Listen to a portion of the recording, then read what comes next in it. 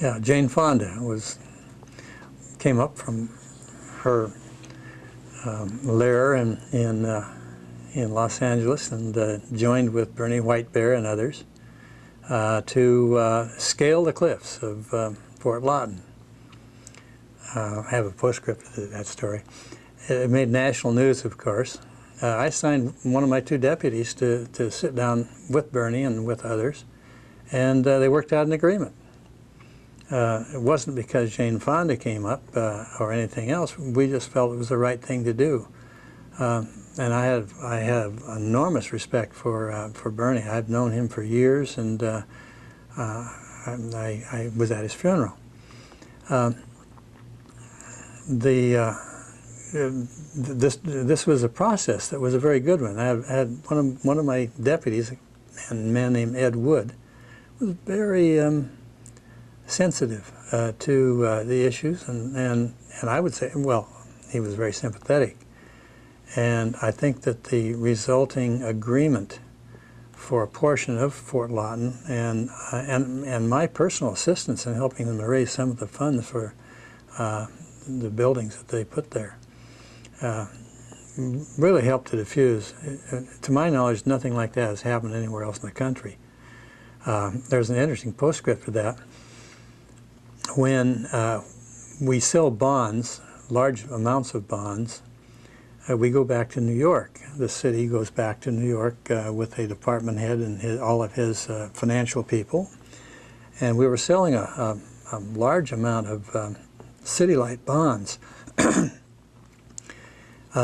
We were back in New York, the top floor of one of the major financial buildings there, with all of these bond analysts who made a presentation to, and I was asked to come as mayor and lead the delegation. And here were 50 or 60 of the most knowledgeable people about finances in the United States.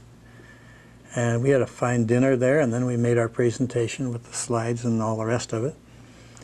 And after it was all over and we opened ourselves up to questions, the first question asked by one of these intellectual economic geniuses to me was a very serious question. He said, "Mayor, are you having trouble with your Indians out there?" I said, I just had no idea what he was talking about. He said, "Well, I saw on the front page of the New York Times a month or so ago that the Indians were raiding your Fort Lawton, and but they didn't take it." And he said, "Is that causing any kind of economic issues out there where the Indians are trying to take back the forts?" I had to advise him that this was a Jane Fonda extravaganza, and that the Indians were not a danger to the white people in Seattle.